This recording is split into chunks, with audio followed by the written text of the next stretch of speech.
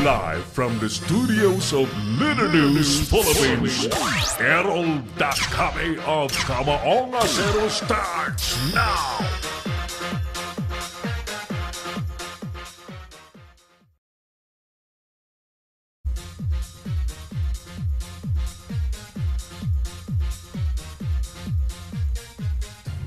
Ngayong gabi sa Kamaong Acero ni Errol Dakame, resignation statement ni Duterte, bunga daw ng pagkadismaya ayon kay Senador Lacson. Hybrid compromise, 3.757 trillion pisong national budget na pagkasunduan po ng Kamara at ng Malacanang. Buong probinsya po ng Bulacan idiniklarang nasa state of calamity. Kaso naman laban kay Peter Lim, malakas kaya't ipinaaresto na ng korte. 800,000 na halaga po ng shabu na kumpiska sa dalawang pushers sa Zamboanga. DILG biniberipika ang pagiging shabu hotbed daw ng Naga City. At 200 pumasa po sa licensure examination ng occupational therapist ayon po sa PRC. Samantala, Binatilyo, tinuklaw ng kobra sa Cotabato, patay. Magandang gabi po sa inyong lahat. Ako na po ito, si Errol Dakame. Welcome po sa tigasing palatuntunang Kamaong Acero dito po sa Leader News Philippines.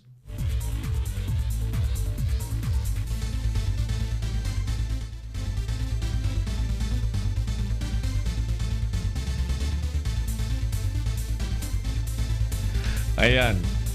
Gino-good time ako ng aking mga engineers dito. Dito ako nakatingin sa camera. Pinatitingin ako doon, ha? Pakakala nyo, hindi gumagana yung aking buton dito, ha? Okay.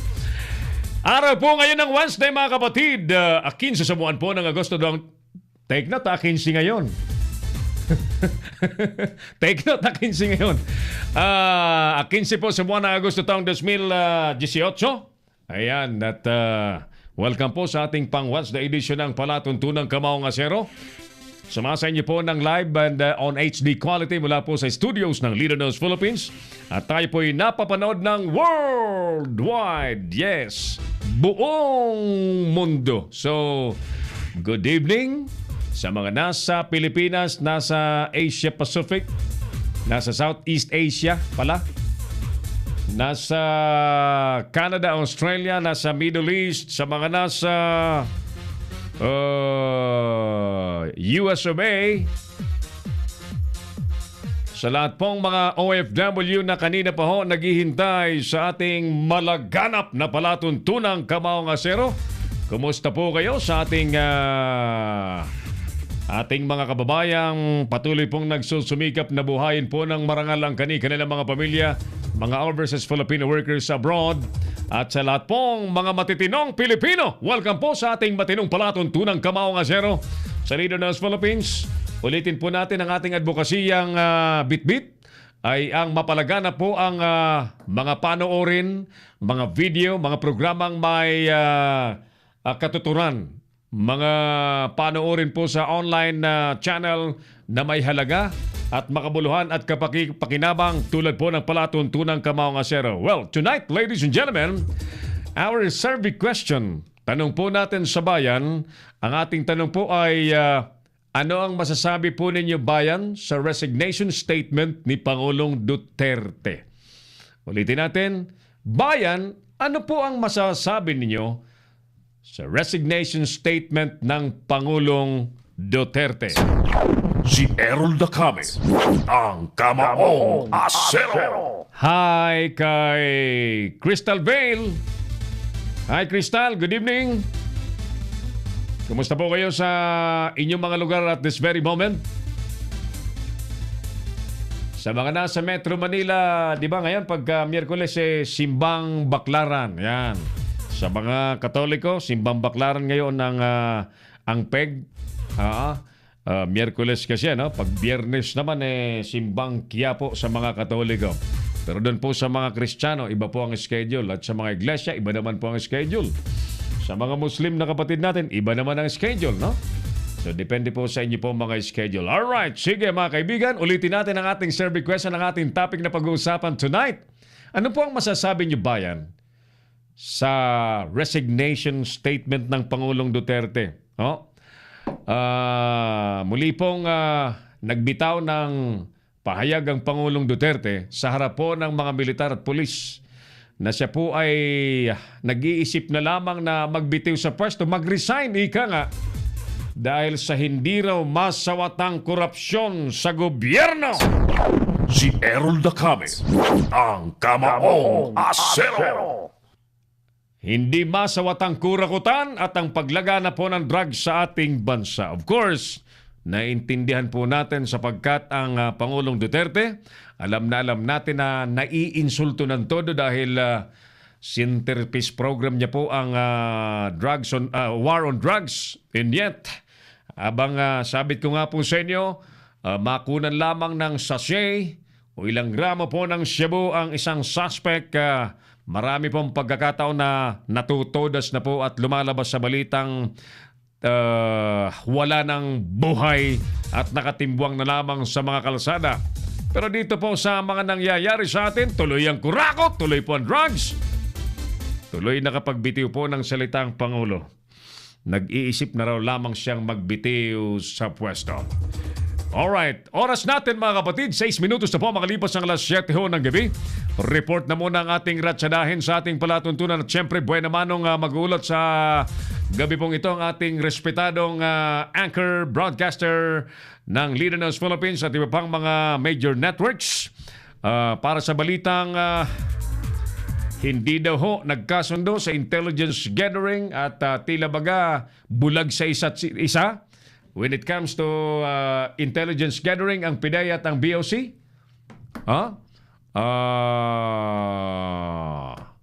kaya't nangyari po ang pagkakalusot ng bulto-bultong drugs ng halaga po ay halos 7 bilyong piso.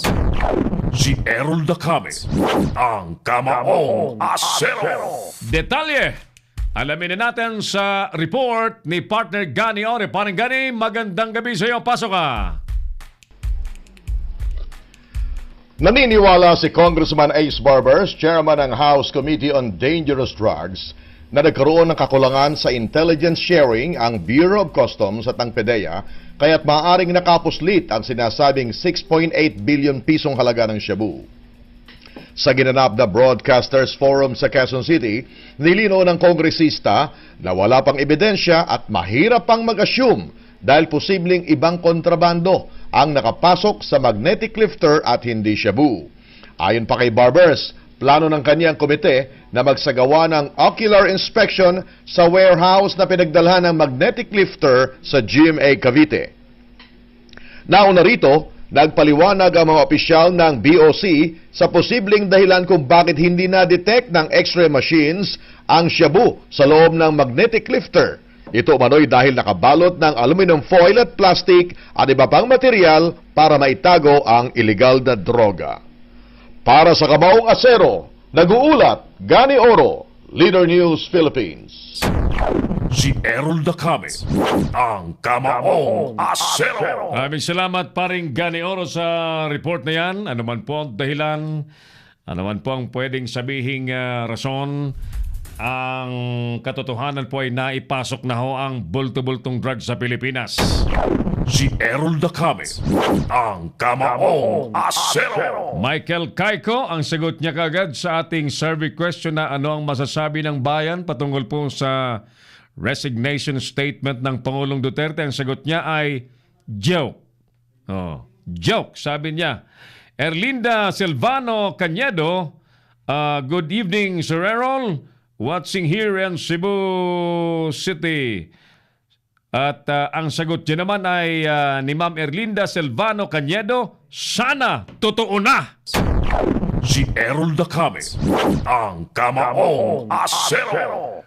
Join us also as Manoy June Burnasal has joined us tonight. Si PMI founder also with us in our program. 9 minutes na mga kaibigan, makalipas po ang alas 7 ho ng gabi. Tuloy-tuloy muna tayo sa ating balitan sa palatuntunang Kamaong Asero. Ulitin natin yung ating survey question mga kapatid. Pag-uusapan po nating tema sa mood po ng ating palatuntunan. Bayan, ano pong masasabi ninyo sa resignation statement, plan, pinag-iisipang magbitiw sa pwesto ng Pangulong Duterte dahil daw po sa hindi masawatang korupsyon sa lahat ng departamento sa gobyerno sa kasalukuyang panahon. Si Errol Dacame, ang Kamaong Asero. Darrell Soles de la Vega, wag naman po sanang lakasan nyo lang ng loob nyo. Sinusubukan siya ng mga yan, pakita niya lang po na kaya nyo yan. Maraming naniniwala sa kanya, wag niyang lang sirain yun. Ayan. Yan. Sige. Naka-monitor. Mga nasa Cubao, naka-monitor ngayon. Pading Jaime Condat is also watching us dyan sa Pasig City. Thank you, Pading Jaime. At magandang gabi po sa mga taga Pasig City. Kumusta kayo sa mga nasa Metro Manila? At by the way, ang buong Bulacan po ay deklaradong nasa state of calamity. Sana makausap natin if there's an opportunity si Governor Wilhelmino Alvarado, no? Ang papatapos na pong gobernador ng probinsya po ng Bulacan. Hi po, watching from Jisan, Kingdom of Saudi Arabia. Sensya na kayo. Yung cellphone ko, bumagsak kahapon. Bumagsak kahapon yung cellphone ko. Bitak-bitak ko. Kaya nadudokling ho si Errol na kami sa kabasa po ng mga chat ninyo. Nabasag po yung iPhone ni Errol na kami. Sabi ni Peach Gabriel, saan na ba yun? Hi po kay Peachy Roque Gabriel. At sa lahat pong riders, lalo na sa Solido Riders Together. Solido, ano yan? Solido Rides Together. Alright, sige. What else? Watching from Lipa, Batangas, si Errol Consulta Dacame. Magandang gabi po sa inyo dyan sa lahat na nakasubaybay live. Alright. Yan po yung message naman ni Darrell Soles de la Vega. At sa mga taga-Lipa-Suti sa lalawigan naman po ng Batangas. Si Errol Dacame, ang Kamaong Asero. Tuloy-tuloy muna tayo sa ating palatuntunan mga suki. Happy birthday muna sa mga may birthday sa araw pong ito ng August 15, Wednesday. At doon po sa may mga iba pang okasyon, siyempre, ang pagbati po namin at paalala sa inyo na sana po ay maging meaningful ang inyo pong mga selebrasyon. No? Dahil ang anumang okasyon, siyempre, may mahalagang ipinagdiriwang. Kaya't dapat maging meaningful at wag maging sorrowful. Okay. Diretso tayo sa isa pang balita mga kaibigan sa ating programa. Habang tinatanong po natin ang ating mga kababayan, ano ba ang masasabi nyo sa resignation statement ulit ni Pangulong Duterte? Take note, this is not the first chance that the President said that he will resign or he's thinking of resigning. Hindi po itong pinakaunang pagkakataon. But of course, this time mga kaibigan, immediately, ang pinakamalalaking nangyari ay ang pagkalusot po sunod-sunod ng mga Cebu, investigasyon po sa Senado involving controversial funds ng DOT na pinasok po sa advertising contract at may pinag-uusapang conflict of interest sa mga apilyedong Tulfo. At yan po ay hindi pa tapos. At yung mga senador nagsasabing may kahihinat ng kaso ang mga sangkot. Marami raw ang masasabit. Puntahan muna natin ang lalawigan po ng Nueva Ecija. Okay. Ginang ay patay daw. Isang ginang patay dahil po sa pangambang mawasak po ang San Roque Dam. Si Errol Dacame, ang Kamaong Asero. Alamin natin ang detalye sa report ni Eli Santiago. Eli, magandang gabi sa iyo. Go ahead, please. Ay, magandang gabi po sa lahat po ng taga-subaybay. Tatama po, yung sinabi po ninyo, isang ginang ang namatay dahil sa pangamba. Doon sa napapabalitang sabay-sabay na magbubukas ang mga dam sa paligid dito sa Nueva Ecija. Ang pangalan po ng ginang ay si Anastasia Santos na residente ng Barangay San Mariano, San Antonio, Nueva Ecija. Sa pangamba na baka sila rin ay makasama doon sa abutin ng malaking pagbaha tulad ng nangyari sa Barangay San Jose, sakop din ng bayan ng San Antonio, na kung saan ay umabot ang tubig ng pagbaha na 5 feet sa buong sa loob ng barangay. At sa atas po ng mayor ng San Antonio, Nueva Ecija na si Arvin C. Salonga sa pamamagitan ng LDRRMO sa pangunguna ni Sir Remy Catle ay agad-agad na nagsagawa ng pag-rescue o pagdadala na rin ng mga relief goods sa barangay San Jose, San Antonio, Nueva Ecija. Ang residente po ng barangay San Jose ay umabot po ng 120 family. At sa kasalukuyan ay meron pong 70 na tao ang nasa evacuation center sa bahay mismo ng barangay captain na si Enriqueta Santos. At sa kasalukuyan po ang mga barangay captain sa sakop ng barangay ng San Antonio ay pinagkalooban ng tigi-tigisang bangka ng mayor ng municipal ng San Antonio. Ito po yung mga barangay ng Papaya, San Mariano, Tikiw, Hulo, Luyos, Panabingan at Kamahawan. Para po may magamit ang mga residente kung sakali na magkakaroon ng malaking pagbaha. Subalit dito po sa area ng Nueva Ecija na ang Pantabangan Dam, isa po sa dam na nagsusustento dito sa mga farmer dito, ay amin pong nakapanaya mga direktor dyan, hindi pa po magbubukas ng gate ang Pantabangan Dam. Kung kaya yung pangamba ng ginang na si Anastasia Santos, ay hindi po dapat mangyari yon dahil hindi makabubuti kundi nakapipinsala pa.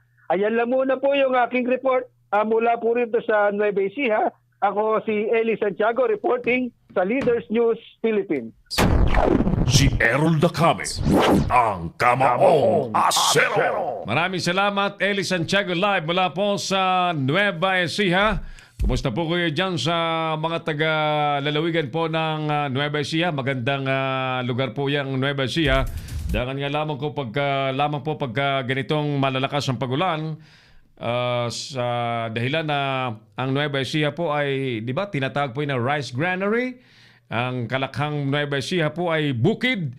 So therefore, kapag ka may daluyong po ng tubig baha galing sa kabundukan at sa dam, ay natatakot po ang mga residente. So, resulta po niyan, isang ginang po ang inatake sa puso sa pangambang sila po ay malubog sa tubig baha. Si Errol Dacame, ang Kamaong Asero. Sabi naman ni Manoy Jun Bornasal, ang tanong ng bayan, hindi nila nararamdaman kung nawala ang... Pasensya ka naman nagkabitak-bitak yung iPhone ko, nalaglag sa simento eh.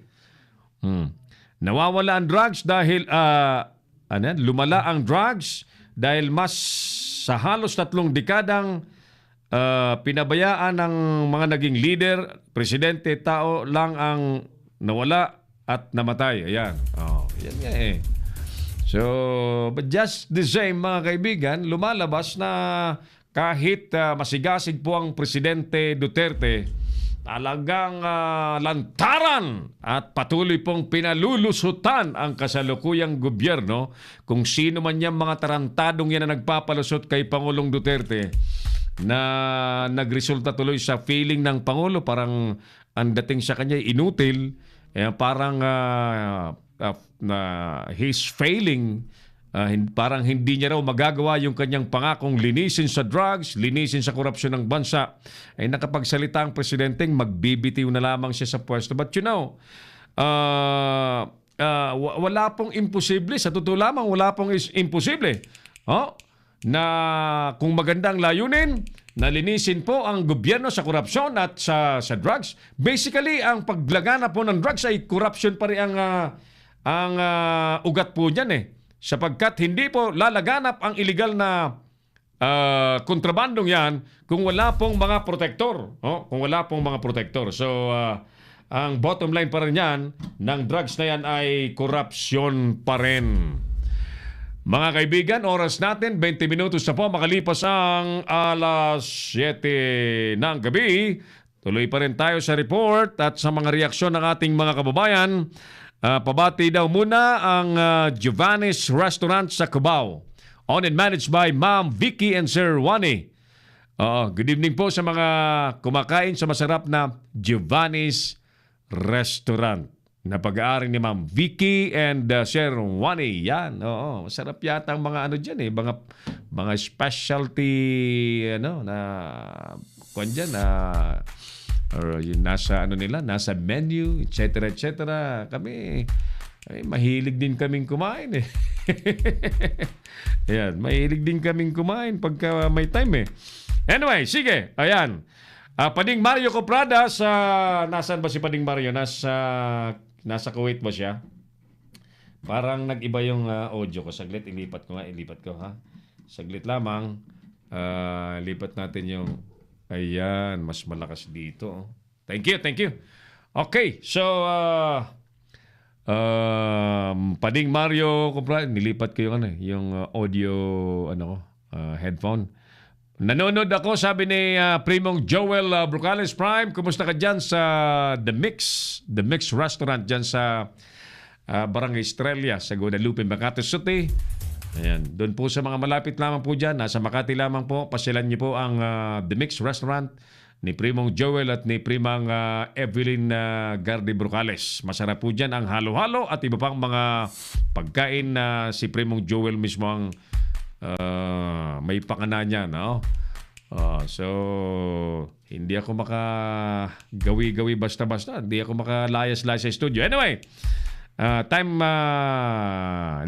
there will be a time na magkikita kami ni Primong Joel at ni Primang Bilen.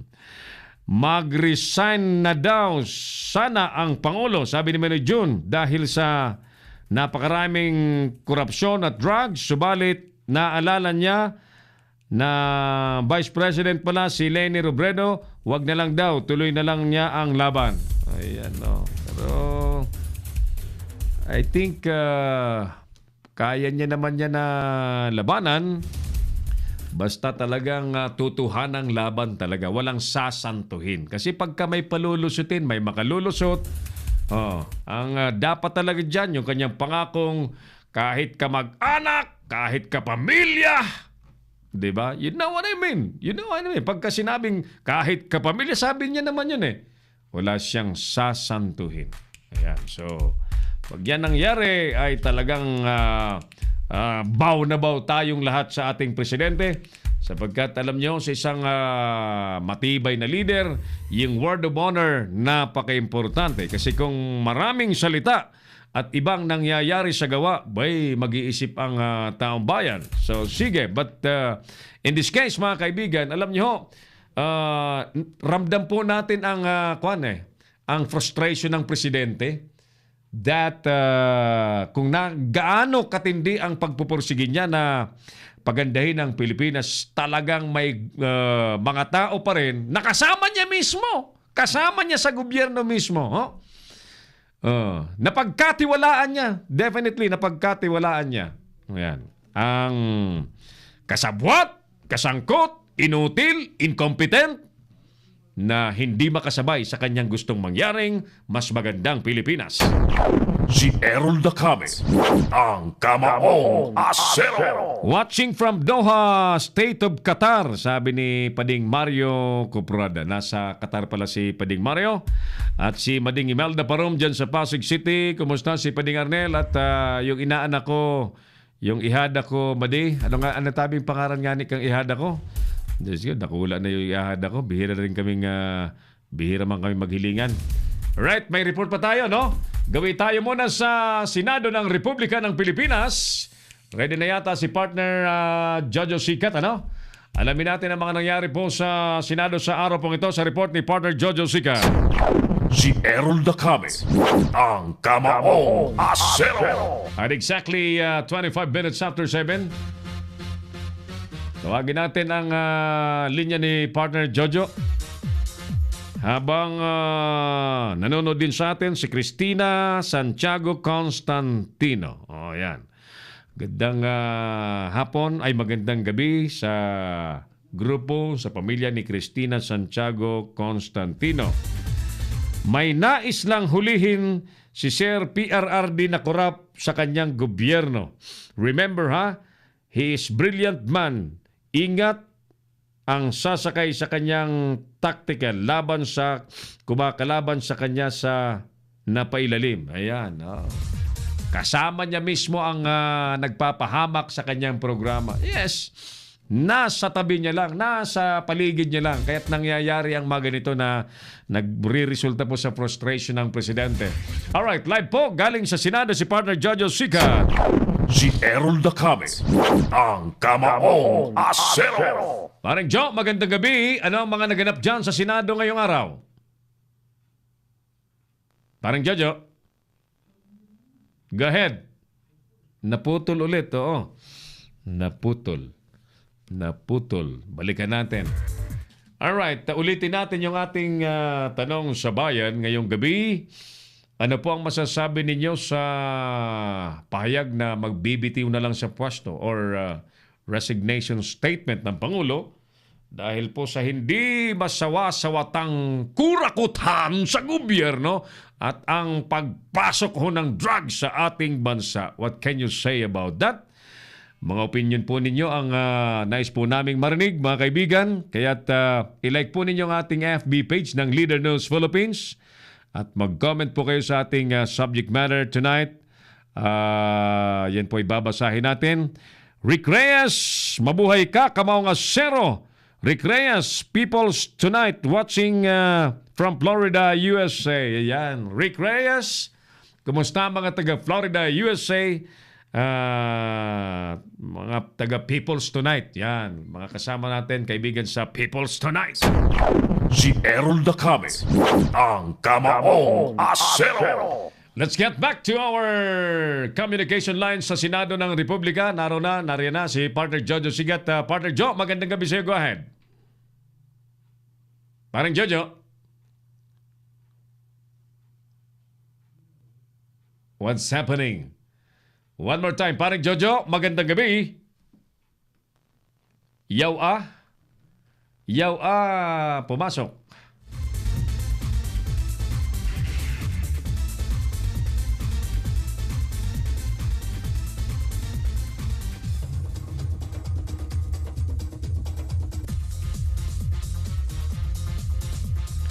Samantala mga kaibigan,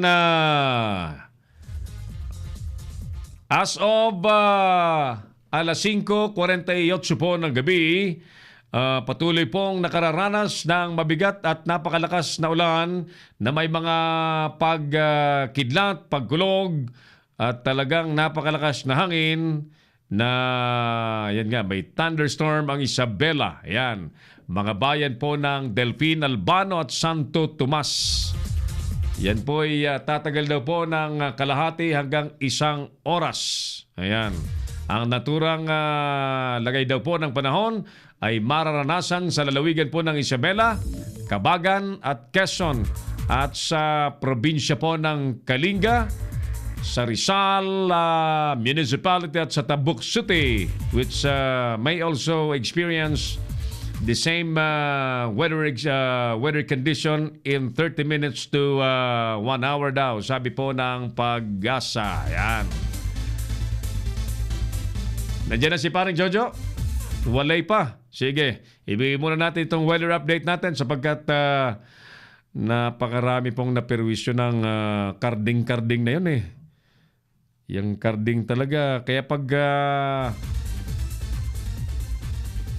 may magbubuntis, huwag nyo ng pangalan ng karding ha. Perwisyo eh. Nais po muna nating ipabatid ang water interruption notice Mawawalan po ng supply ng tubig sa Agosto 16. Bukas po ito hanggang 17. Alas 7 po ng gabi hanggang alas 9 po ng umaga. Ibig sabihin, bukas, August 16, alas 7 po ng gabi hanggang August 17 ng alas 9 po ng umaga. Narito po ang mga lugar na mawawalan po ng supply ng tubig dahilan po sa pipe laying at line interconnection sa tinatawag po nating Santa Rosa Corner Show Boulevard area. Yan.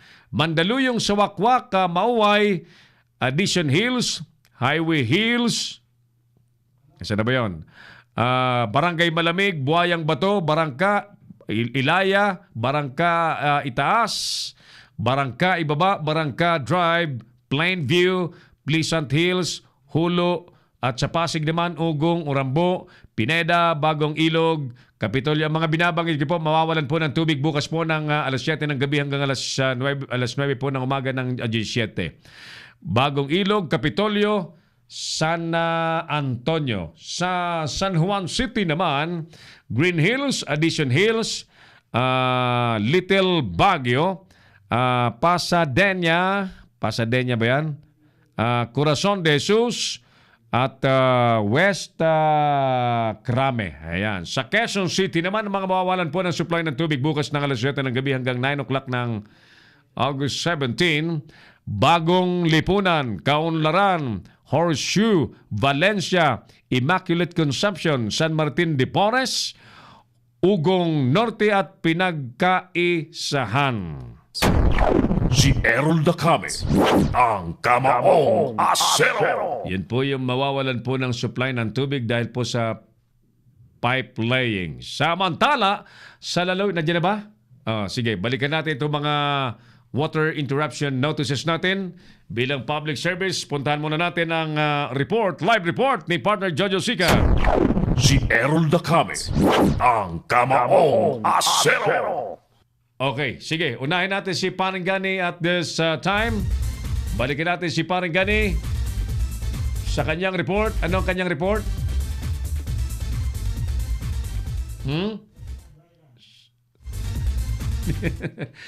Maganda i-plus natin dito sa monitor para kita natin.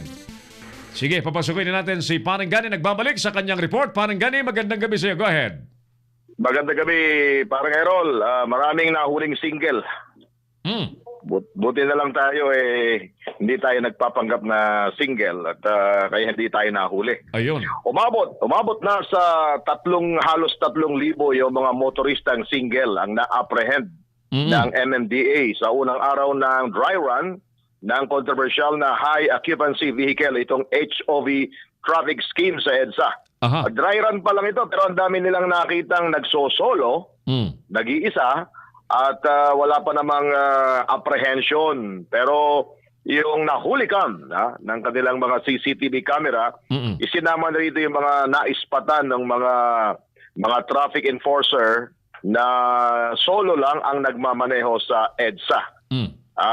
At kabilang tayo sa mga nag-obserba din, no? Kaninang maaga-aga pa, umakyat ako dyan sa mga footbridge. Ayan, yung video na inyong napapanood ngayon, sariling kuha ko yan. At tinignan natin, ang hirap talaga maispatan naman kung single yung nagdadrive Kung single o baka mayroong kasama doon sa gawing likuran, lalong-lalo na yung mga heavily tinted, parang Errol. Yes. Ang hirap tingnan yan kung solo o may kasama. Ano ang strategy ng MMDA to find out na ano siya, mangangatok ba sila? Paparahin?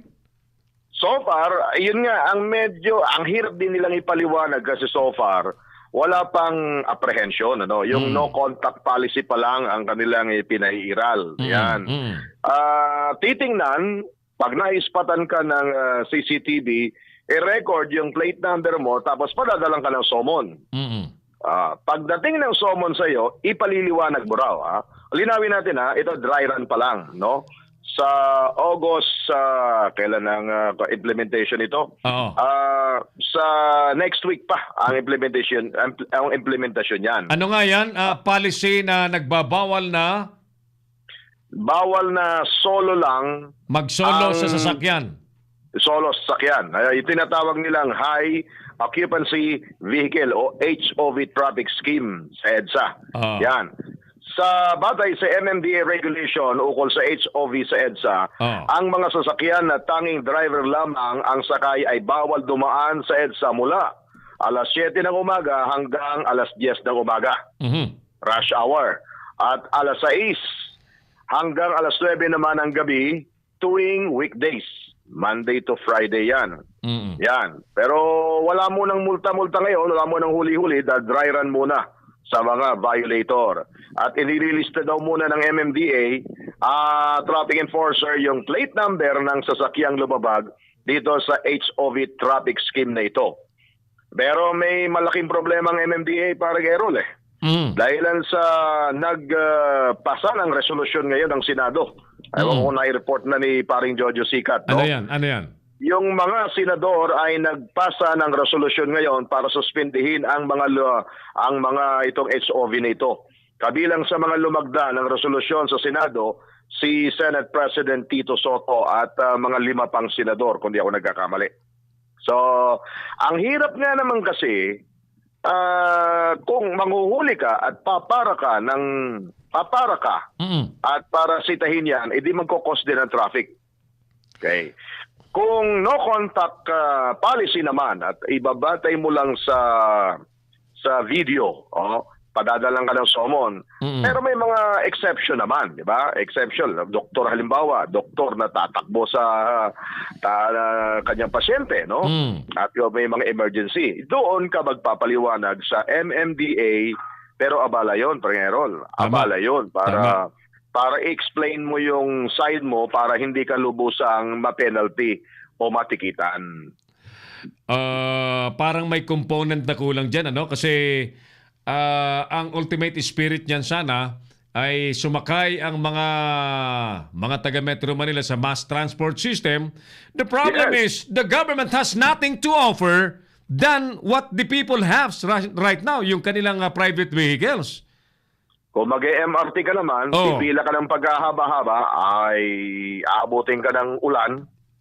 Iyon. Hindi ka makakarating sa paroroonan mo. Sa loob kung mismo sasakay ka naman ng bus, mahirap ding sumakay ng bus o kaya mako-hold up ka pa. Okay. Kung natatandaan, paring Errol, ng ating mga kababayan, December 2017, nagpatupad na sila niyan. Nagpatupad na sila niyan, December 2017 na itong HOB na ito. Sa unang araw ng pag-arangkada ng dry run noon, kasi ang hinikayat nila carpooling lang Carpooling lang yan. Sa kanilang pilot test, 906 kagad nang nahuli, pero yung mga heavily tinted window shields ay hindi naman nila mauri kung isa nga, 2, 3 o baka naman driver lang talaga ang sakay noon. Kaya ang hirap. Kaya ang sabi naman ni Mr. Jojo Garcia, General Manager ng MMDA, parang pakiusap lang yata na mag-carpooling na lang kayo. Ang problema... Ano ang bisa ng batas na ito kung pakiusap lang pala at hindi naman pala manghuhuli? Wala rin. Wala. Kasi kung walang parang disciplinary provision yan sa mga lalabag, di wala rin talaga. But in fact, medyo may komplikasyon yan kasi mauwi yan, partner, sa the basic right of a person to own a vehicle and to enjoy the benefit of it, etc., na kung titingnan nga natin, if you are encouraging people to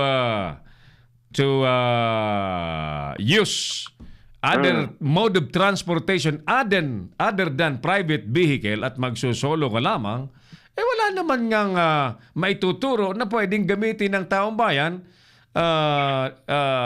in parallel with this campaign. 'Di ba? Kasi wala pa yung jeepney modernization, yung transport modernization. Dapat yan na munang unahin kasi ano bang dahilan bakit hindi maipatupad-tupad yan? Okay. Gaya kanina, ito obserbasyon ko. Buti naman hindi ako pasok do sa window hours dahil alas 10 na ako umalis, no? Tulad nga niyan, isang gani oro. Alangan namang magsakay ako ng kung sino-sino dyan. Kanina, sinubukan ko pumasok sa studio namin dyan sa DCME. No? Yes. Gagaling ako ng Novaliches. No? Oo. Alas 10. Pinalagpas ko talaga yan para naman kunwari masunurin tayo sa batas. Kahit talaga susunod tayo, kahit na dry run pa lang yan. Pero sa pag-alis ko ng alas 10, dumating ako sa Ortigas, muntik pa ako mahuli ng 1:00 ng hapon sa aking radio program sa DCME. So, talagang napakahirap kung magka-commute ka, 3 sakay, MRT, uulaning ka. Pagkatapos, mas maganda pa nga sana, iwanan ko na lang yung ating karag-karag na sasakyan at mag-commute na lang ako eh. Sana. Kaya kaso, gaya ng sinabi mo nga, napakahirap kumuha ng masasakyan, pipila ka, mauulanan ka, maaarawan ka, at napakatagal ding makarating ka sa paroroonan mo. Ang biyahe ko, ipapunta ko ng studio, 3 oras araw-araw. 3 oras, parang Errol ha. Mula sa area ko sa Quezon City, patungo ko ng Ortigas, bubunuin ko yung 3 oras. Tapos magpuprograma ako ng 1 oras. Babalik ako ng 2 oras na naman, medyo maluwag-luwag ng konti. Meaning 5 oras akong bumabiyahe sa kalye para lang mag-program sa studio ng 1 oras. Ay talaga naman. Talaga naman. Yan ang tinapos ko na, winakasan ko na paring gani na sitwasyon na dinadanas mo ngayon. Now, alam mo, paano ba naman sasakay ang isang naka-Amerikana, naka-trubinize, naka-kurbata? Paano ka sasakay ng jeepney ngayon na tricycle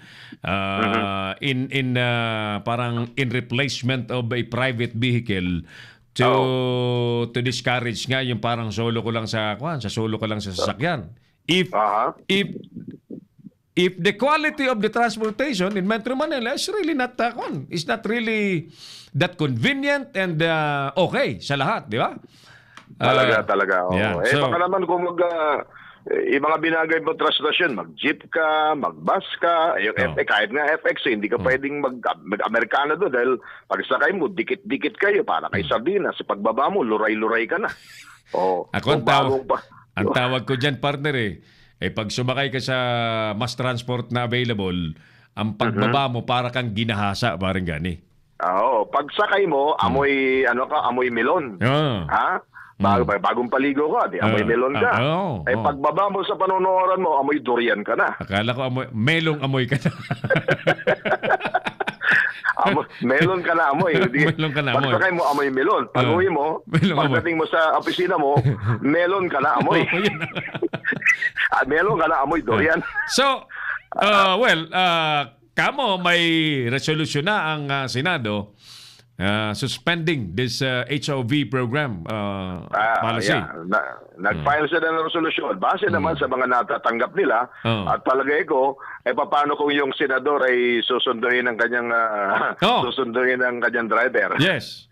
Di ba? Yeah. Alangan namang yung driver niya. Magsasama pa ng... Therefore, motin academic na naman itong programa ng MMDA. So, hindi na may patutupad dito. Parang gani. Oras natin, nawala yung linya natin sa Quezon City area kay parang gani. 43 minutes after 7. Sabi naman Unog Bornog, thanks Sir Errol for having this kind of program. Parang gani? Yeah. Okay. Go ahead. So, ang sinasabi ko parang gani for we miss your line, motin academic na naman itong programa ng MMDA dahil may resolusyon ng Senado. At saka mahirap talaga na manghuli. Kung mag-a-apprehend ka on the spot, magko-cost ng traffic. Right. Kung mag-a-apprehend ka naman via CCTV lang o yung mga malaking gulo yan kasi magpapaliwanag, mag-i-explain ka pa at itigil ka na, kumbaga ay nag-presume o nag-assume na pinipresume nila na may kasalanan ka at pupunta ka pa sa kanila para explain mo naman na sa mo bakit nag-iisa ka lang kasi may mga reason naman na papayagan. So, at paano naman yung lulusot nga na heavily tinted, no? O kaya minsan, kahit na hindi masyadong sobrang dilim, yung driver sa harap, Kung may driver sa harap at yung nasa bandang likod yung kanyang amo, hindi rin makikita sa camera yon. Alam mo, partner, gani another case. sa mga legalista, no? Yung MMDA, that's a parang local law yan, ha? Hindi yan national law. Remember?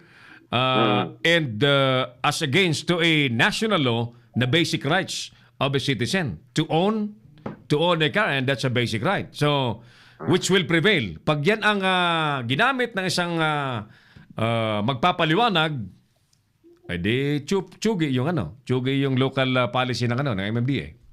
Sa aking obserbasyon, siguro, kung talagang aminin na ng MMDA na they cannot implement the regulation na compulsory, it's maybe siguro pakiusap, encouraging, no? Encouraging vehicle owner to do a carpooling para isabay na yung dapat na isabay para makatipid na at yung kalugar nila na pupunta ng isang direksyon, pwede mag-share pa sa gasolina niya, sa mahal ng gasolina ngayon. But to implement Yes. a law, Mandatory. rules, mandatory, Obligatory. compulsory, hindi na mukhang hindi siya magiging epektibo na naman.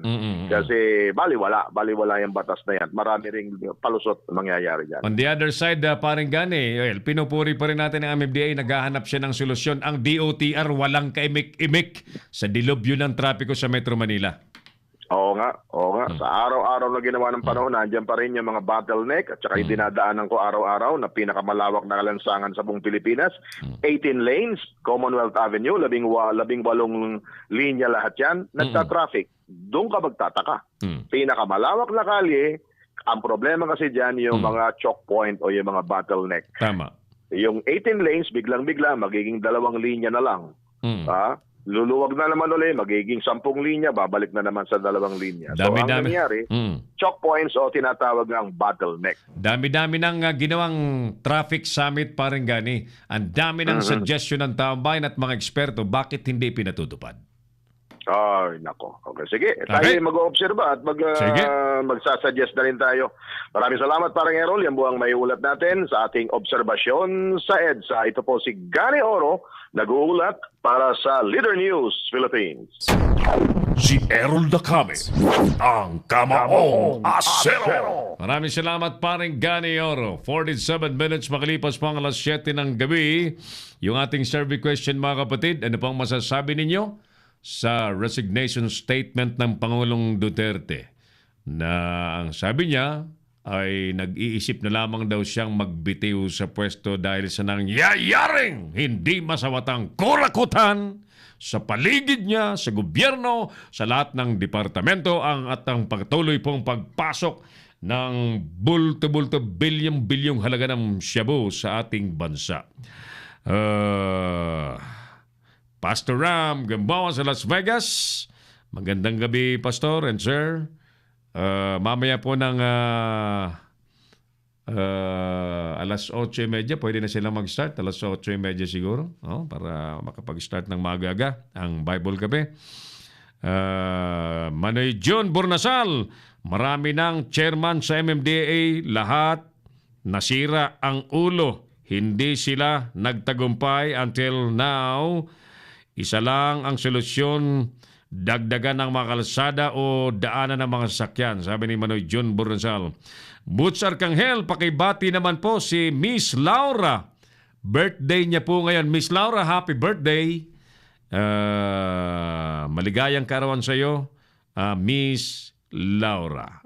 Okay, dami kami dito nanonood sa iyo. Hi! Sa mga nanonood dyan sa Caloocan City, sa bahay ni Butch. And again, from Leader News Philippines, happy birthday, Laura. Sana'y maging masaya ang iyong birthday sa araw na ito. Si Errol Dacame, ang Kamaong Asero. Ernalyn Caingles Goles, ang ating katoto at kasama po sa Hukbong Federal Kilusang Pagbabago. Yan. Partner Bong David, paring Bong, nanonood sa atin at sumali po sa ating palatuntunan. Huwag kayong manatili, mga ginigiliw natin tagapanood. Don't stay just being a watcher. Join our discussion. Do join our discussion. I-chat po ninyo, i-comment po ninyo ang inyong sagot sa ating tanong Anong masasabi po ninyo sa resignation statement ng Pangulong Duterte bilang pagkadismayan niya sa tuloy-tuloy pong kurakutan sa gobyerno sa kapanahunan niya ngayon at ang patuloy pong pagpasok ng drugs sa bansa? Ano pong feeling niyo? Anong tingin ninyo? Alson and Ayla Creation, magaling ang Pinoy magdala ng manikin sa sasakyan, yan tuta, di naman halata, basta hugis tao sa loob. Ano yon? Matalinhaga yung kayong sagot, na. Magaling ang Pinoy magdadala ng manikin sa sasakyan, yan tuta, di naman halata, basta may hugis tao sa loob. Ano kaya yun? Yung mga nagdadala siguro ng mga ekstrang kargamento. Good morning, Pastor Ram, sabi niya. Yan. Watching you now. Good evening, sir. Sabi ni Ernalyn Kaingles Goles. Napapapikit ako kasi basag-basag po yung yung hindi natatakpan ng mga yung mga bitak-bitak nakita nyo? Nakita, yan. Ganito. Pag ginanito, kita nyo yung pagkabasag-basag ng aking mahiwagang cellphone na lumagapak ho sa simento, nalaglag sa bag ko. Jan Dadriola ba ito? Dapat Vice President ang pumalit pagbibitaw na ang presidente. Ayan. Sabi ni Jan Dadrick ba? Si Jun Clar, si Primong Jun Clarida dito. Yan sinasabi ko. Marami tayong kababayan, binabaliktad yung mga pangalan. Kahapon si Ray Fernandez, binaliktad din yung pangalan. Ray Fernandez, kumusta ka? Sabi ni partner Bong David, ang sagot niya, ha, ha, ha, ha, ha. Yun ang sagot ni partner Bong David sa ating survey question. Kayo po, anong masasabi ninyo sa resignation statement ng Pangulong Duterte kahapon sa grabe niyang pagkadismaya sa nangyayari sa ating lipunan? Tuloy-tuloy ang kurakutan, tuloy-tuloy po ang nakawan, tuloy-tuloy po ang anomalya. Kahapon, ang pinag-uusapan sa Senado, kita nyo naman, di ba? The rest is history. Good PM, sir! Rose Ocampo. Yeah. Okay. Sige. Okay. Si Rose Ocampo daw ay gusto rin sumali sa atin. Sige. Kausapin muna natin yan na Eli Santiago na taga Nueva Cabanatuan City ba? Taga Cabanatuan City? O taga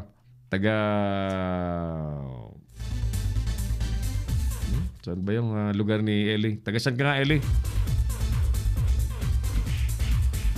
Alright, ulitin ko po yung water interruption notice natin. By the way, sa August 14, kahapon yung August 14, hanggang 17 po, patuloy pong makararanas ng feedback. Makararanas po ng mahinang supply ng tubig ang probinsya po ng Bulacan, lungsod po ng Caloocan, Malabon, Navotas, Valenzuela, Quezon City, Manila, Pasay, Makati, Parañaque, Las Piñas, Muntinlupa at lalawigan po ng Cavite. Ang dahilan po ay madumi ang tubig mula po sa Ipo Dam. Ayan. Madumi ang tubig mula po sa Ipo Dam. Ayan.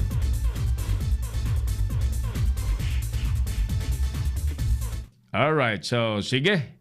Yan po yung ating mga public service announcement sa ating palatuntunan. Peter Umawing Washing is with us. Si Kap Peter po ay isang sikat na radio anchor sa Z Radio sa Baguio City. 98.7 Kap Peter. Kumusta ka dyan sa inyo at sa mga kabarangay mo, sa mga listeners mo? Pakinggan po ninyo ang palatuntunang usapang legal ni Kap Peter Umawing Washing sa Wasing, yan, walang H, Wasing, sa 98.7 Z Radio, UB Radio, yan, sa University of Baguio. Okay, sa mga taga Baguio City. Alright, who else? Nagbabalik si kahapon mga kaibigan, naipangako natin na atin pong bibigyan ng pagkakataon ang alkalde po ng lungsod ng Tabaco. Sapagkat nabalitaan natin na ipinag-utos po ng Ombudsman ang pagsuspinde kay Mayor Tabaco City Mayor Cielo Crisel Lagman Luistro dahil sa hindi po daw siya nakasunod sa itinatadhanan po ng Solid Waste Management Law, ang pagkakaroon po ng sanitary landfill at ang pagtuloy daw pong paggamit ng isang dam site. At yun po yung ating narinig na dahilan kung bakit ipinasususpindi po ng isang taon yata si Mayor Cielo Crisel Lagman Luistro. Nasa linya natin si Mayor Crisel para mapakinggan, mabigyan po natin ng pagkakataon na siya po'y makapagpaliwanag sa taong bayan, sa mga tagapanood po natin worldwide. And take note mga kaibigan, si Mayor Crisel ay isa din pong mambabatas at isa po siya sa sumuporta ho sa pagpasa ng Solid Waste Management Law. Ayan. Mayor Crisel, ma'am, maray na bang gitabi, welcome sa Kamaong Asero program sa Leader News Philippines. Si Errol Dacami na tabi ni, welcome po. Magandang sa Gabos. Good evening po sa lahat na nakikinig sa ating programa. Salamat Errol sa pagbibigay ng pagkakataon na marinig din ng panig ng hindi ko lang panig ng buong Tabaco, no. Una sa lahat po, yung suspension order ay nagbibigay naman ng legal remedies, no. Nag-file na po ako ng motion for reconsideration mismo po sa Ombudsman para po masuri uli nila yung desisyon at baka naman sa mga pinakita kong ebidensya na nagpapatuto na hindi naman ako talaga naging pabaya sa aking responsibilidad. Kasi yung suspension po, ay ang dahilan nito ay naging grossly neglectful daw po ako sa aking mga responsibilidad sa pagsunod sa RA 9003 or yung Solid Waste Management Act of the Philippines.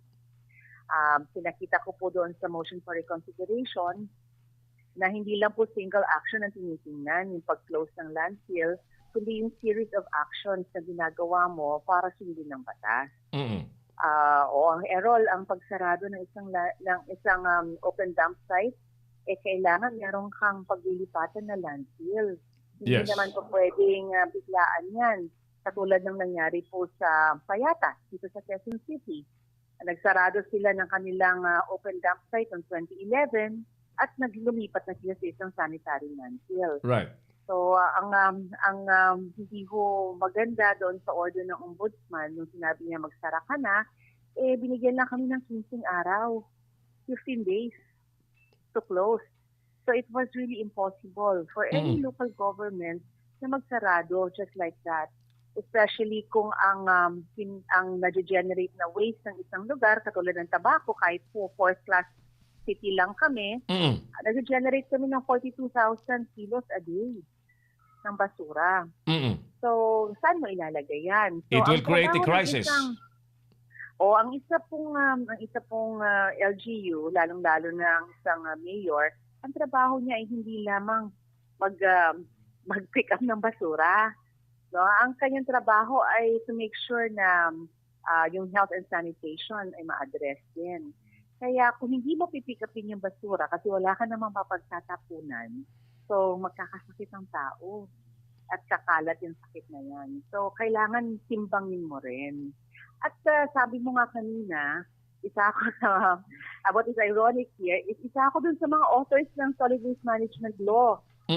Noong 2000, isa akong congresswoman representing the 1st District of Albay. At ang pinaka-objective po ng batas ay matutukan talaga, hindi lamang ng local government, kundi ng national government, ang issue ng solid waste management. At very clear po sa isip ko na solid waste management ay hindi lang open dump site at pagsarado nito. No? Marami pong saklaw na ang solid waste management katulad ng recycling, katulad po ng segregation at source, katulad po ng pag-intensify ng kampanya na i-reduce ang basura, no, kaya lahat po yan magkakakabit. Kaya Right. naman sinasabi ko, hindi lang solitary action o isang action ang kailangan para sabihin na, nilabag mo na yung batas.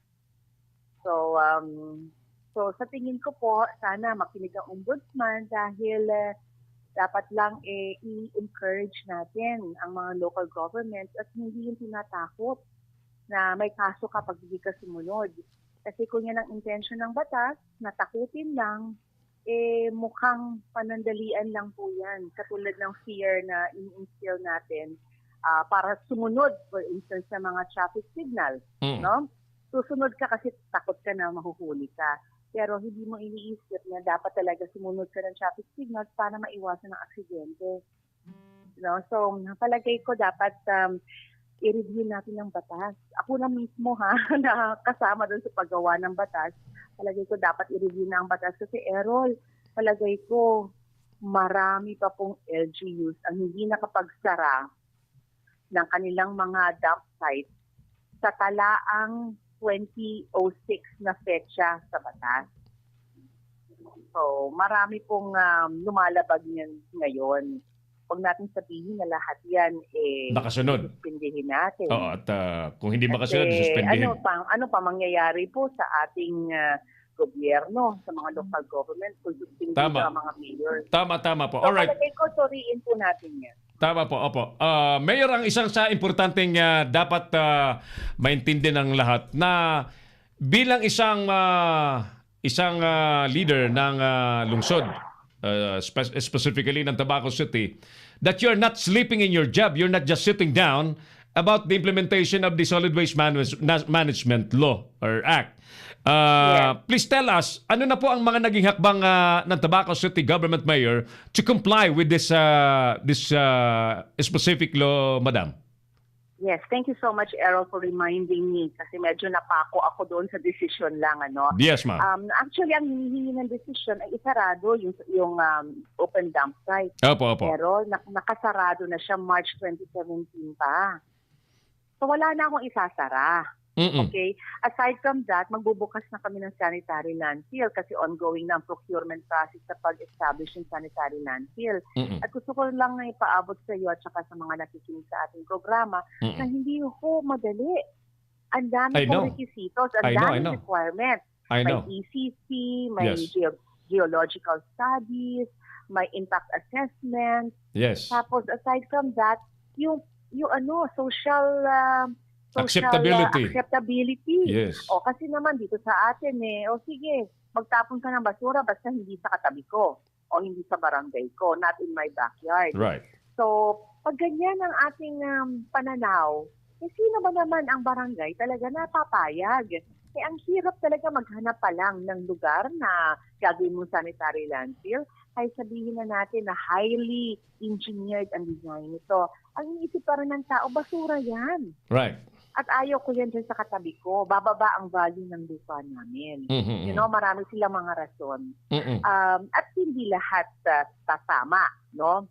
Kasi like for instance, sa tabako, ang sinasabi nila, pag nilagay mo dyan sa nagsipit, sitio nagsipit sa Marirok, lalasunin ang buong tabako kasi ang tubig ay galing sa Marirok, galing sa nagsipit. Pero Errol, kung makikita mo naman, ang source ng tubig ay naandun sa bundok. Yung sanitary landfill ay nasa baba. Paano naman na yung katat ng basura ay aakyat doon mga 1 kilometro papuntang bundok? Okay.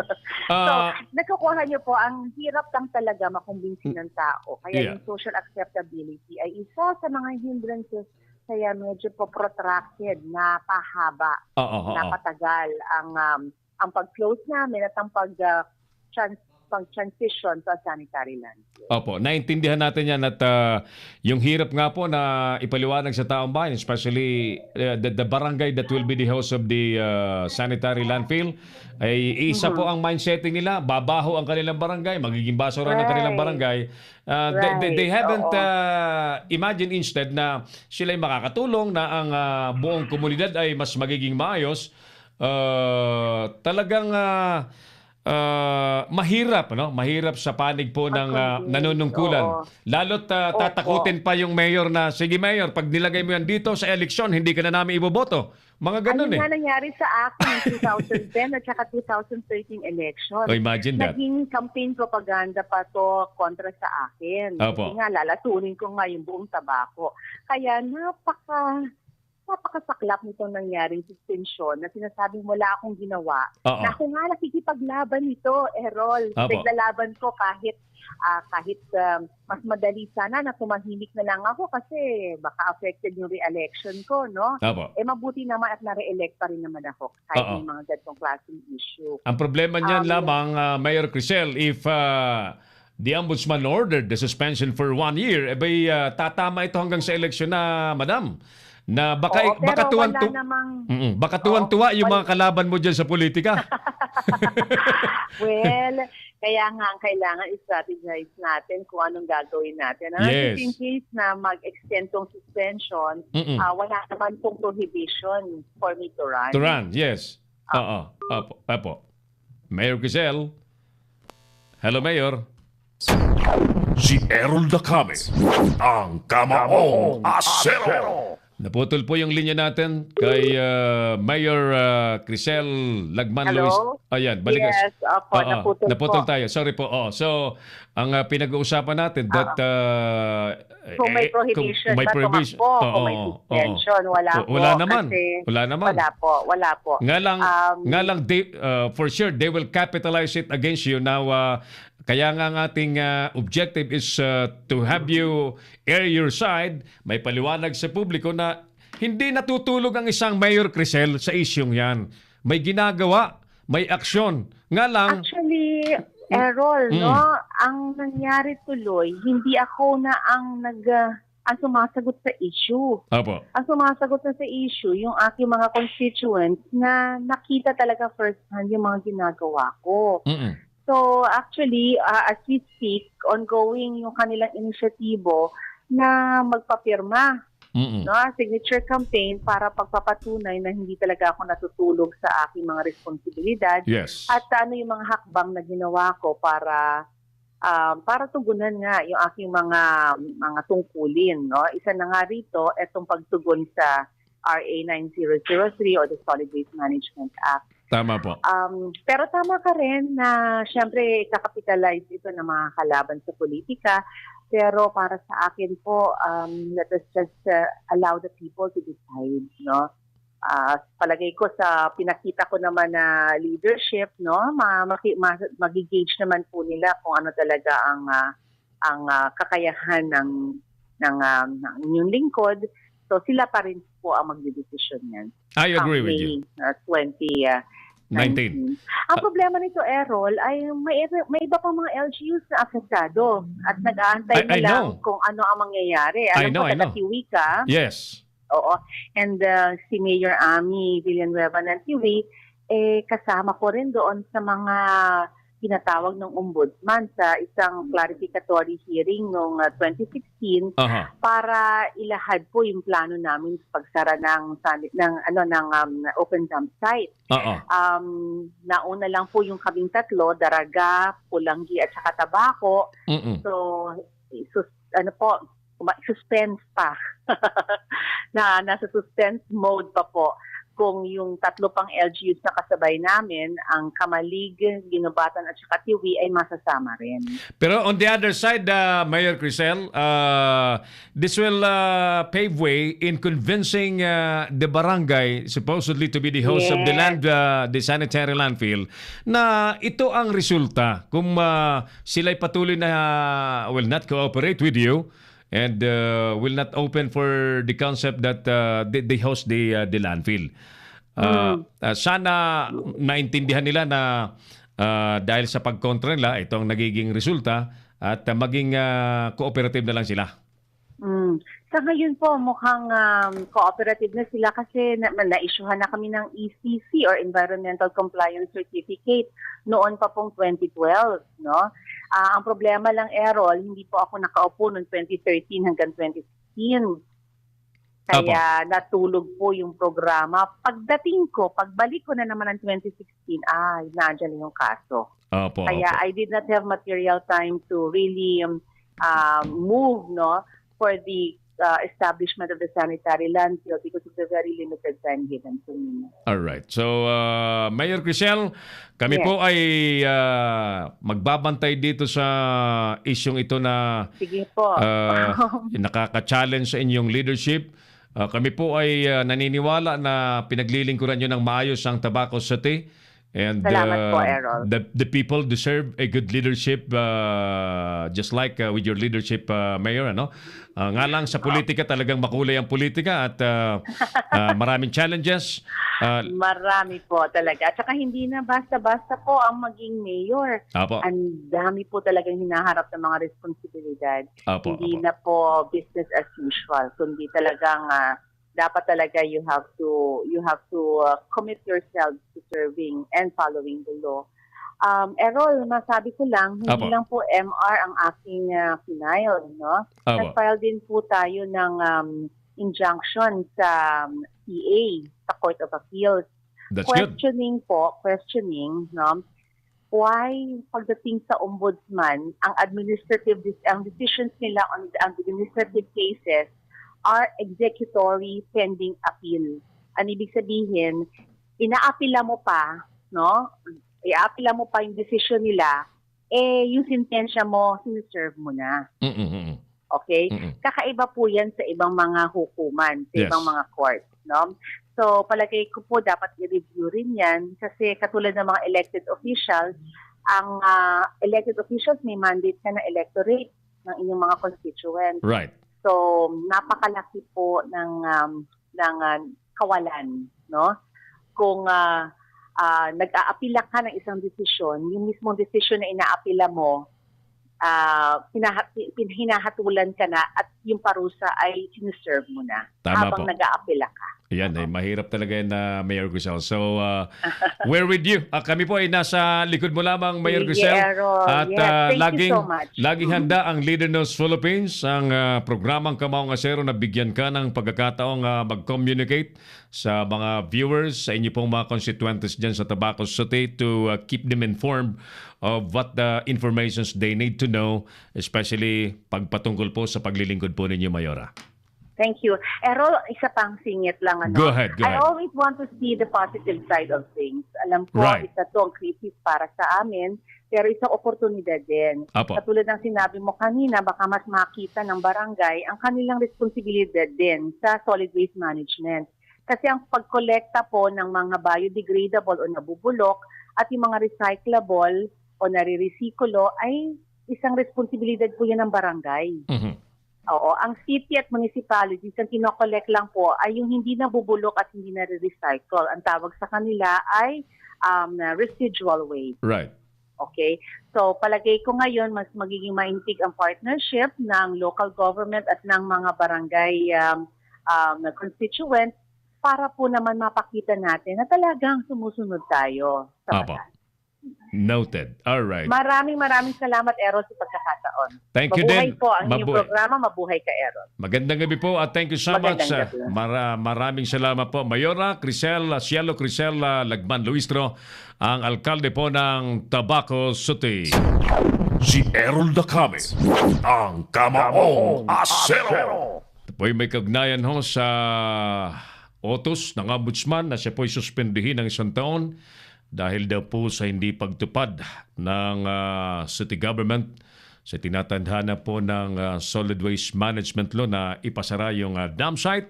Huwag nang magtapon sa open dam site at dapat ay yung mga probisyon sinasabi ng solid waste management law na meron dapat ang lahat ng LGU na engineered sanitary landfill. Naintindihan ko po yung katotohanan na hindi talaga basta-basta at hindi madali sapagkat pag nag-identify nga ang isang mayor ng paglalagyan ng basura, ang mga taong nakatira doon ay kumukontra. And dagdag pa niyan siyempre yung pangangailangang pondohan yung budget na kailangan, and all the rest of the studies na kailangan idaan sa proseso para hindi na naman makalabag ng karapatan ng iba. Si Errol Dacame, ang Kamaong Asero. So salamat po sa mga taga Tabaco City na nagtitiwala sa ating palatuntunan at nanood po sa ating programa. At babantayan po natin ang isyong ito ng ang lahat pong magaganap sa kasong yan ay may pabatid po natin sa ating mga tagapanood.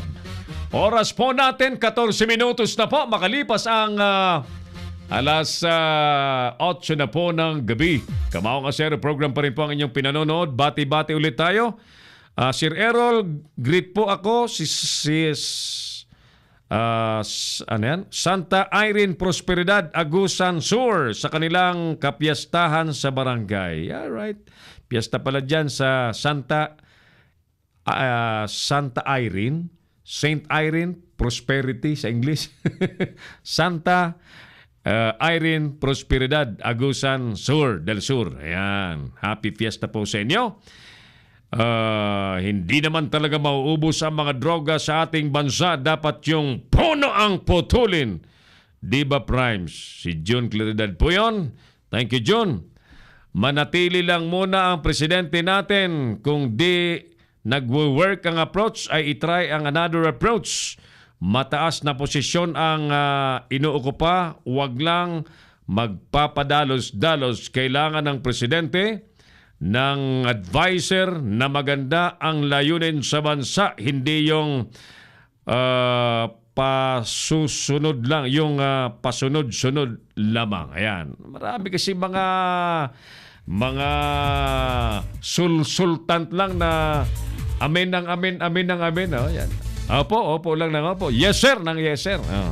Hindi ganyan ng consultant. Dapat ng consultant overall, magandang objective. Sabi nga po ni Pastor Ram. Thank you, Pastor Ram. Alexandra Rozon is with us. Francis Tika ng Francis. Kumusta ka na dyan sa Caloocan? Angelo Alvarez is watching our program. Jocelyn Guya at si Bernard Minyosa ay nanonood sa ating palatuntunan. Malu Vergara. Hi, Ma'am Malu. Sabi niya, hello Sir Errol. Good evening po.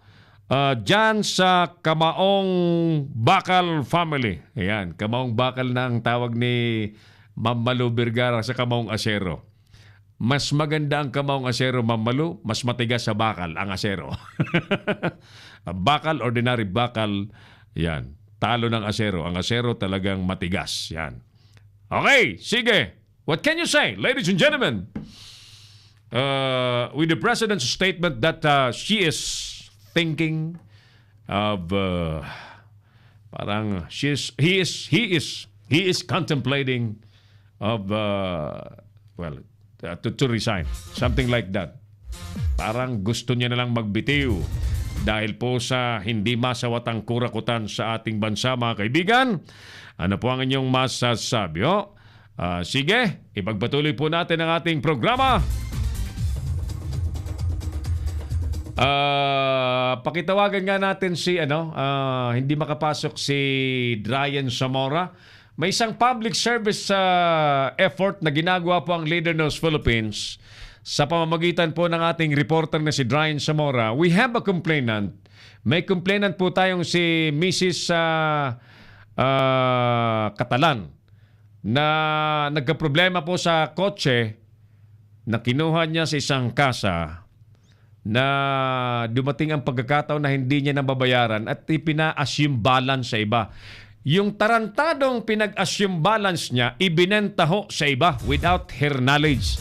So lumalabas, dahil si Mrs. Catalan yung naka-finance, naka-record sa kasa at sa bangko, siyang hinahabol ng bangko. Yung kotse palang pina-assume balance niya, naibenta na po sa iba. Yun po yung nilalakad nila Ryan Zamora sa Pampanga sapagkat inimbitahan po ng Highway Patrol Group Region 3 si Mrs. Catalan. Nagpasama po kay Ryan. Parang meron pong hindi magandang nangyayari. Alalamin natin sa ating follow-up report. Hindi ko na sana ito isasahin pa po sapagkat inaasahan natin na matutulungan ito ng Highway Patrol Group. But something's different na nangyayari. Alamin natin. Sige.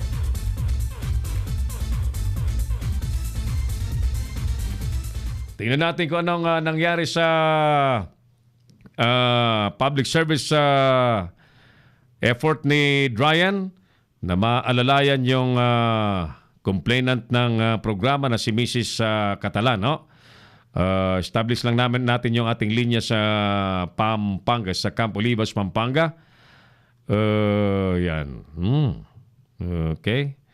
Rose Ocampo, Rosia Malca sa Messenger. Sige, mamaya ng konti ha. Mamaya ng konti. At exactly 8:30 in the evening, we're gonna wind up our program sapagkat bibigyan natin ng daang maaga po makapagsimula ang Bible Cafe ni Pastor Ram.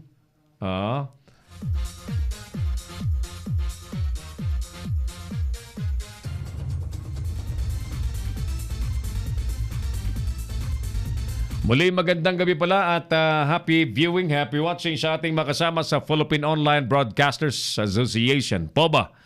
Ang ating mga Board of Directors, partner Bong David, partner paring Mario Batigas, Manoy Jun Bornasal, Oliver Licop, Danny Mangahas, Errol Dacame, and Gani Oro. Mga kaibigan, yan po ang grupo, pioneering group of the online broadcasters in the Philippines na ang ating advokasya ay i-professionalize, iangat po natin ang paglilingkod gamit po ang online platform sa gitna po ng napakaraming basura po sa social media. Sige, follow-up report muna tayo. Saglit. Si Errol Dacame, ang Kamaong Asero. Yes, Dryan, magandang gabi sa inyo dyan sa Camp Olivas sa Pampanga. Anong nangyari dyan sa lakad nyo sa Highway Patrol Group? Sir, magandang gabi sa Errol na dito sa Highway Patrol Group dito sa Fernando, Pampanga, no? At nag-get public awareness ng HPG dito upang hindi na pag-biktima ng mga biktima ng scam. Putol-putol yung signal natin. Dryan, saglit lang ha. We'll reestablish your line. Saglit. Si Errol Dacame, ang Kamaong Asero. Break muna tayo. Saglit. Break muna tayo at establish natin yung line ni Dryan. We'll pause for a break. Balikan ko po kayo pagkalipas po ng ilang importanteng paalala. Saglit lamang. Saglit lang. Magbabalik si Errol Dacame sa Kamaong Asero.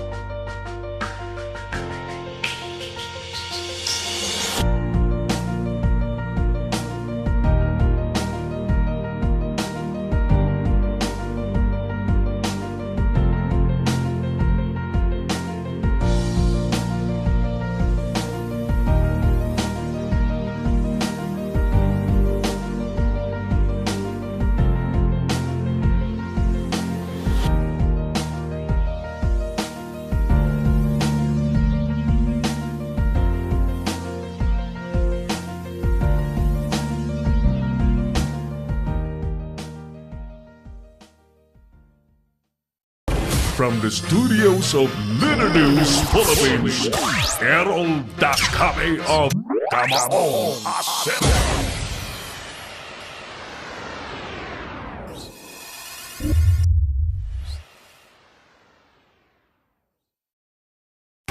Magbabalik si Errol Dacame sa Kamaong Asero.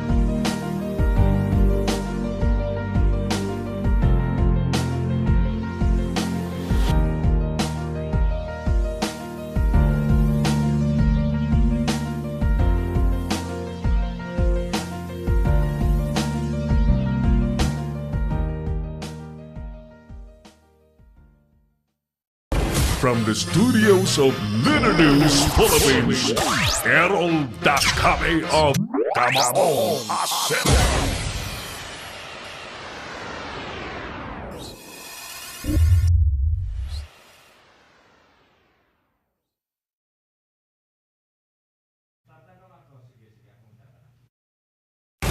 Magbabalik si Errol Dakame sa Kamaong Asero.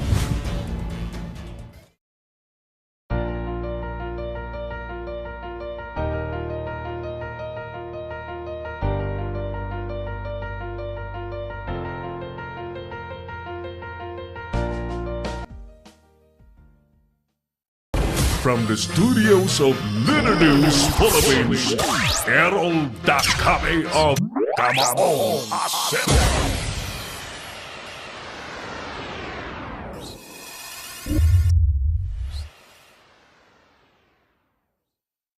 Niya sa Campo Libas sa Pampanga.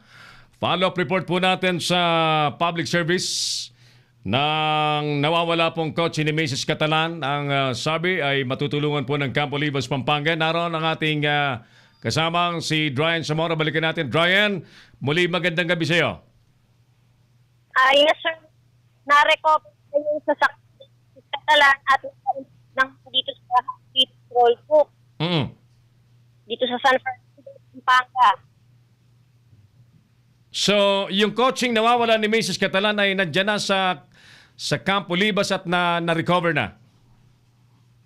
Yes, sir. Naka-impound na yun. Sakyan. At nakuha sa isang tao na ng Alright.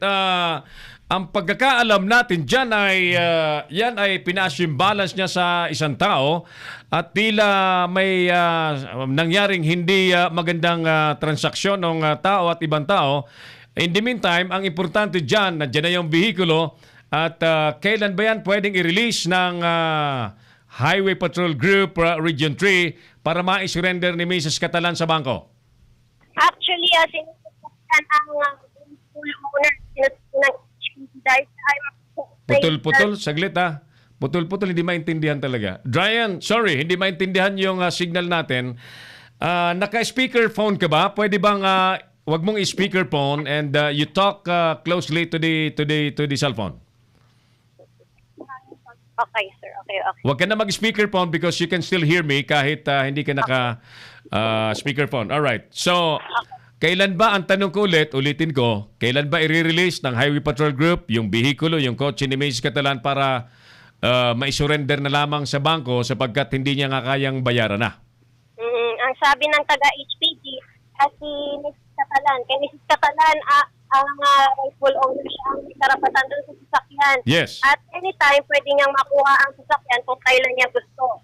At para ma-surrender na ito sa bangko. Very good. So, dyan na muna tayo kasi ang sabi nga ng Highway Patrol Group, may mga investigasyon pa silang sinusundan.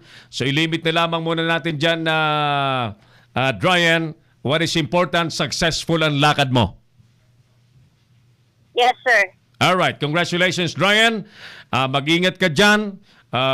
Pag-uwi ninyo, again, mag-ingat kayo. Okay, sir. Maraming salamat, Sir Errol. Mula dito sa San Fernando, Pampanga, Dryan Zamora para sa Leader News Philippines. Si Errol Dakame, ang Kamaong Asero. Yan sinasabi natin na pag inilapit po sa Leader News Philippines ang problema, sigurado pong may resulta. Si Errol Dakame, ang Kamaong Asero. Kahapon pa ho natin kausap yung Camp Olivas, Pampanga na tutulungan po yung complainant natin, si Mrs. Virginia Catalan na nawawalang kotse. Yung pinag-assume balance niya ay parang nagtatago na. May nangyari pa lang kakaiba. But what is important, na-recover na po. Nasa Camp Olivas na po yung kotse at pwede na pong makuha ni Mrs. Catalan at may surrender niya na lamang po sa bangko because she admitted na di na niya nga kaya makayanang bayaran yung monthly amortization dahil nawalan yata ng hanap buhay. Pinag-assume balance niya. Doon siya nagkamali. At yung taong pinagkatiwalaan niya may salamangkang ginawa. But those issues ay iniimbestigahan po ng mga otoridad. So kung may mahalongkat man ng iba pang mga issue dyan ay bahala na po ang mga otoridad. Si Errol Dacame, ang Kamaong Asero. Alright, maraming salamat po. Balikan na po natin ang ating mga issue sa... Si Boyet, nasa linya natin. May isa pang report? Sige, habol natin ang report ni Boyet. Boyet, si Boyet G. Mula sa Southern Metro Manila, alamin natin ang report ni partner Boyet Guillermo. Paring Boyet, magandang gabi sa iyo. Paring Boyet. Errol, isinagawa ngayong araw, Errol, ng Metro Manila Development Authority ang dry run ng High Occupancy Vehicle o HOV policy sa EDSA. Sa unang araw, napakaraming bilang ang motorista ang lumabag sa pulisya at umabot sa halos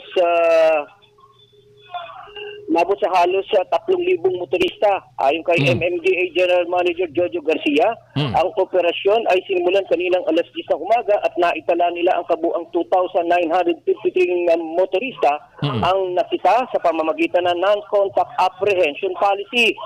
Isa umano sa mga hirap ng panghuli nila ay ang mga heavily tinted na sasakyan na nasa 156 na sasakyan at hindi matukoy kung ilan ang sakay sa loob. Sinabi ni Garcia na masyado pang maaga para sabihing epektibo ang HOV, pero natuwa sila dahil maraming mga motorista ang sumunod sa patakaran. Isang linggo umanong gagawin ang dry run bago ipatupad ng lubos sa August 23 ang HOV, kung saan nasa 1,000 piso ang multa sa mga motoristang lalabag sa batas. Boyet, Yes. dry run pa lang yan pero may resolusyon na ang Senado ayon sa report ni paring Ganeoro suspending that MMDA policy. Oo. So, mukhang siguro, hindi pa nakakarating din sa MMDA yung panukala ng mambabatas. Kaya pinagpatuloy pa rin. At saka dry run pa lang naman ito, no? Tama. In short, hindi pa naman papatawan ng multa yung mga nahuling lumabag sa naturang polisiya. In short, yung plano nilang full implementation, in short, paring Boyet, hindi na mangyayari sapagkat there is a Senate resolution preventing the implementation. Aba, mas maganda yan. Oo, at dapat pakinggan at sundin din yung resolution ng Senado sapagkat yan yung ating mga mambabatas at sila yung nakakaalam kung nararapat ipatupad ang isang batas. Tama po. At for sure, may mga dahilan kung bakit nagkaroon ng ganyang resolusyon ng ang Senado. Abangan natin kung ano pa mga mangyayari dyan na partner Boyet. Yes, ibabato rin natin ng update dito kung ano ngayon ang gagawin ng MMDA, ipatitigil ba nila ito o ipagpapatuloy nga yung kanilang gagawing operasyon laban nga sa mga sasakyan na iisa lamang ang pasahero. Alright. Si Boy Guillermo, para sa DCRJ, 8:10 a.m. Si Errol Dacame, ang Kamaong Asero. Para sa Leader News Philippines, nalito si partner Boyet. Sige, ayos lang. Walang problema yan. Kasi kasama natin sa hanap buhay po yung mga taga-DCRJ. Walang problema sa atin. Leader News Philippines. Boss Errol, remember mo pa ba ako? Rosel Lopez, former Angel Radio at TV5. Yes. Wala pa naman akong amnesia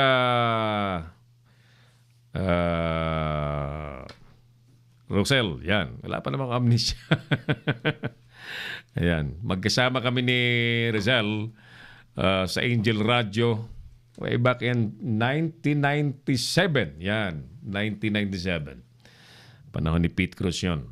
Ayan. I still remember that. At yung mga motorsiklong mga nilaunch natin na magandang proyekto. Kliyente ko yung mga motorsiklo. Alam mo ba, Rosel, kung bakit nawala ako sa Angel Radio at lumipat ako sa Channel 13? Yung commission ko, may kwento ko na lang, ha? Ikwento ko na lang, ha? Yung malaki, yung libo-libong komisyon ko, hindi nakarating sa akin. Kaya ako nagtampo at lumipat ako sa IBC Channel 13 as senior television reporter. Yan ang totoo niyan. Naikwento ko na lang, but marami ng taong nawala. Maraming tatlong kaibigan na namin ang namatay. Mula doon sa Angel Radio. Si Capit Cruz, patay na. Si Ferdi Baha, patay na. Si Alex, patay na. Yung taga Muntinlupa, yan. So, pinagpapasalamat natin, Rosel, na tayong dalawa ayos pa. Yan. At marami pa tayong grasyang pwedeng matanggap sa Panginoon maliban sa mga komisyon sa kliyente. Corporate client. Okay, sige. Johnny De Salva Pavon is also watching our program. Thank you, Johnny. Si Koy Hipolito Laura, magandang gabi po. Kuyang Errol, thank you, Koy, sa panonood. Chris Angel, hello, Sir Errol, watching from Saudi Arabia. All right, thank you. Enriquita Badayos, sabi niya, hello. Hello din, Ma'am Enriquita. Thank you. At she is watching from General Santos City. Gandang gabi po sa mga taga General Santos City. Right, balikan na po natin ang ating mga issue. But before that, basahin natin muli ang opinion ni Ma'am Malu Vergara sa ating tanong na ano pong masasabi ninyo sa resignation statement ng Pangulong Duterte. Para po sa akin, Sir Errol, huwag muna bababa si Presidente. Ang dapat bumaba ang mga iskalawag na opisyal sa gobyerno po natin. Salamat po. Ayan. Sabi ni Ma'am Malu Vergara dyan sa US Bay. Okay, let's get back to our issues of the day. Resignation statement ng Pangulong Duterte, bunga na po ng pagkadismaya ayon kay Lacson. Hybrid and compromise 3.757 trillion pesos budget na pagkasunduan po ng Kamara at ng Malacanang.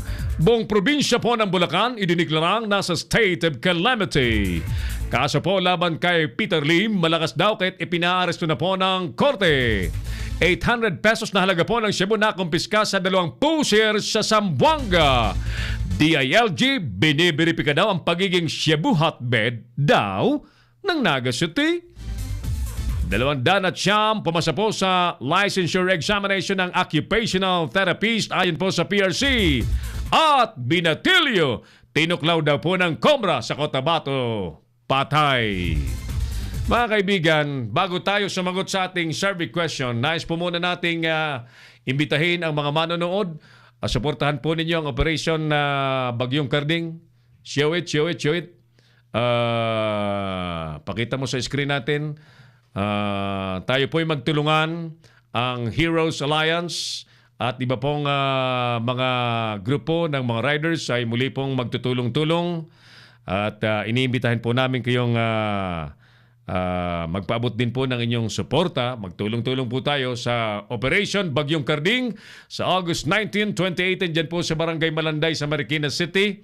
At doon po sa mga nais magbahagi po ng tulong, pwede pong bigas, canned goods, noodles, mga used clothings, kulambo ba? Hindi. Kumot. Uso pa bang kulambo sa Metro Manila? Hindi na. Mga gamot, at iba pang mga pwede niyo pong itulong. No? I-coordinate nyo lamang po sa saan ba pwedeng tumawag. Kailangan may telepono. Baka telegrama pa yan. Telepono para mas mabilis. Pwede po dito, i-course nyo po sa Leader News Philippines. Yung ating mga telepono po ay 0927-494-2175 at 0949-736-5000. Yan. Yung pinuno po ng Heroes ay nandito po sa Leader News Philippines. Okay, again, maraming salamat po sa inyong lahat sa ating tanong na ano ang masasabi natin sa resignation statement ng Pangulong Duterte. Mga kaibigan, I personally feel how President Duterte is frustrated. Talagang napaka insulto. It's very insulting to have such continuing incidents of corruption and tuloy-tuloy pong pagbaha ng droga. While ang Pangulo po natin talagang nagpapakapawis, nagpapakapagod, nasasakripisyo po ang pangalan, naki-question po sa mga korte at marami pong tumutulig siya sa kanyang mga programa sa adhikain na maging maganda po ang Pilipinas. Dangan nga lamang mga kaibigan, talagang marami po ang nakapalibot sa kanya na nagsasamantala. So tama po si Ma'am Malu Vergara, kung may magre-resign, dapat po ang mga mawala at mawalis po sa paligid ng Pangulong Duterte ay yung mga scalawags, yung mga kurakot, mga kasabwat po ng sindikato at ang mga walang pakialam sa kapakanan po ng bayan, at huwag po ang Pangulong Duterte ang magbitiw sa pwesto. Si Errol Dacame, ang Kamaong Asero. Mga kaibigan, with that, sa ilang saglit, sa inyo po ang palatuntunang Bible Cafe headed by Pastor Ram Gamboa. Samantala, ako pa rin po ang inyong Kamaong Asero, si Errol Dacame. Kasama po natin ang buong persona ng Leader News Philippines, Operations Creative and Live Streaming, ang News and Current Affairs. Nasaan na yung camera nyo? Pagka nagkikredit na tayo, iganyan yung camera, okay lang yan, di ba? May camera, yan, sige. Oh, hindi yung camera papunta sa inyo. Parang itbulaga. Ayan, mga kasama po natin na nagbibigay buhay at kasabay po natin sa paglilingkod sa sambayan ng Pilipino. Engineer Oliver Licop, partner Mark Anthony Reynoso, at ating mga masipag na reporter. Thank you so much sa Long Range Philippines. At abangan po ninyo, marami po tayong makakatuwang. Ay, by the way, good evening and hello kay Ma'am Pat Madrigal, ang founder po and chairperson po ng The Madrigal Foundation, na nagtitiwala din po sa Leader News Philippines. At mabuhay po ang Sulong Katutubo International Foundation, chaired also by Princess Amira Sunshine R. Magdangal. Sa Sunday na po ang implementation ng livelihood program na mamamahagi po ng mga pundong pangkabuhayan. Abangan po ninyo at congratulations sa unang 500 benepisyaryo. Ako pa rin po ang inyong Kamaong Asero, si Errol Dacame. Maraming salamat. God bless Pilipinas!